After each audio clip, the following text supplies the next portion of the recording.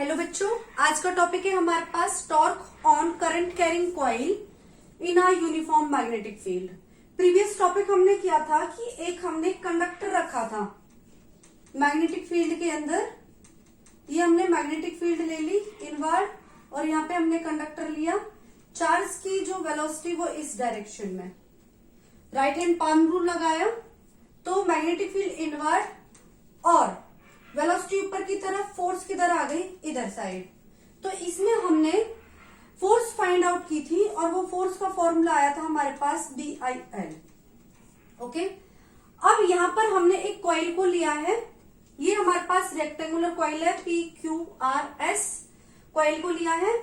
अब इस कॉइल को हमने मैग्नेटिक फील्ड में रखा है, मैग्नेटिक फील्ड B, और इसकी डायरेक्शन हमारे पास इस साइड है और करंट की डायरेक्शन हमारे पास ऊपर की साइड। अब देखो, हर एक आर्म पर फ्लेमिंग लेफ्ट हैंड रूल लगाना है और हमें अपनी फोर्स की डायरेक्शन निकालनी है।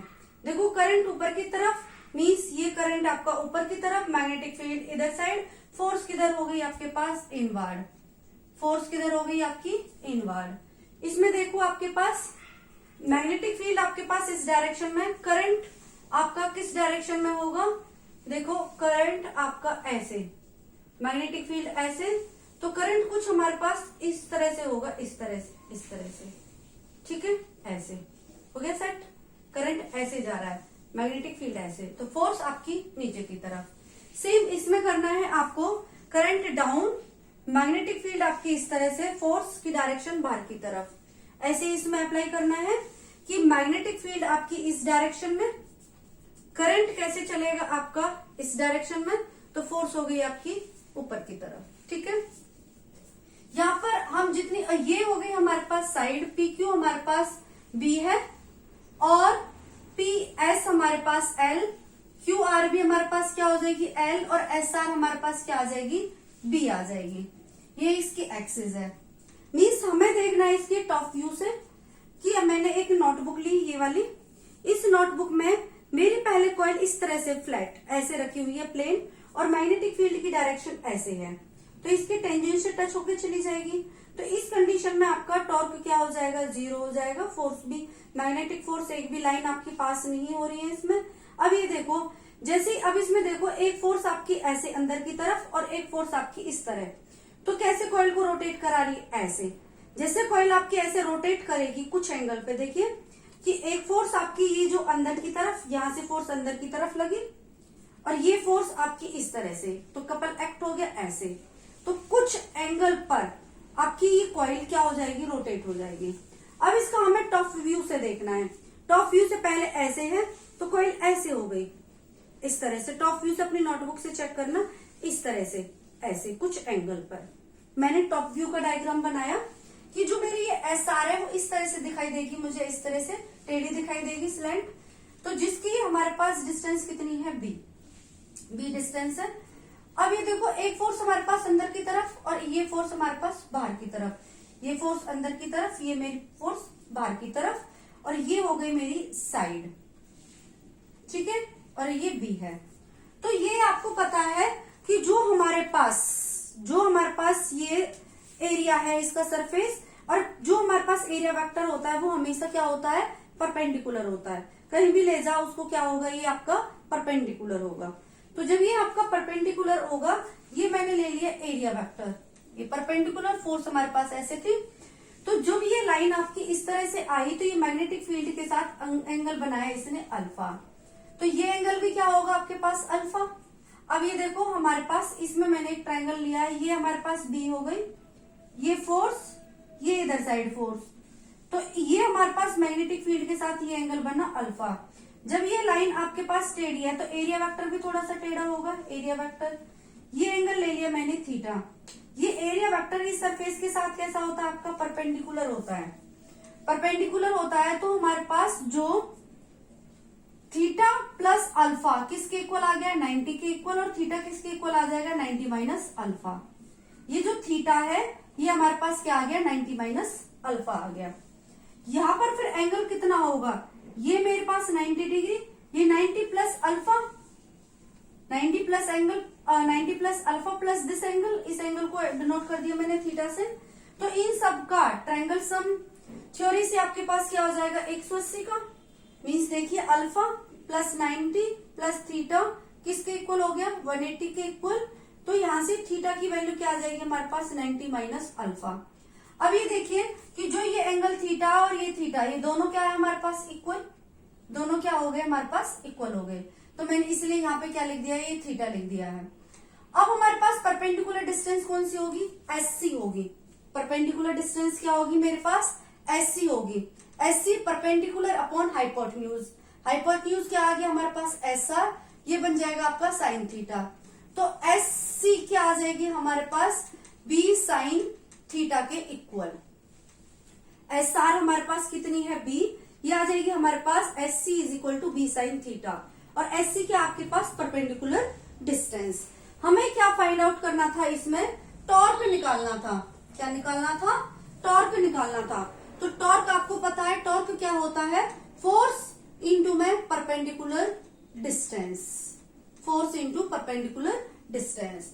अब ये देखो यहाँ पर हमारे पास नेट फोर्स कितनी है, नेट फोर्स कितनी है आपकी 0, क्योंकि ये आपकी अंदर की तरफ ये आपकी बाहर की तरफ, ये डाउन ये अप। तो फोर्सेस हमारे पास हर एक आर्म पर इक्वल और अपोजिट लगेगी, इसलिए जो नेट फोर्स है हमारे पास क्या होगी 0 होगी। नेट फोर्स 0 तो नेट टॉर्क भी क्या होगा आपका 0 होगा।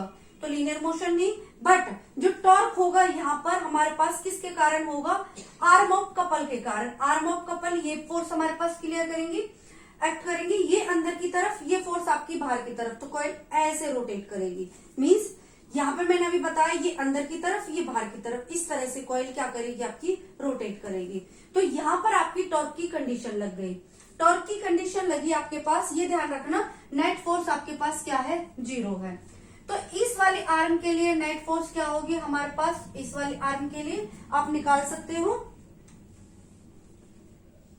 इस वाली आर्म के लिए इसको डिनोट कर दो हम F1। F1 क्या होगी हमारे पास फॉर्मूला क्या होता है BIL साइन थीटा। फोर्स आपकी कैसी लगी परपेंडिकुलर, परपेंडिकुलर होगी हमारे पास।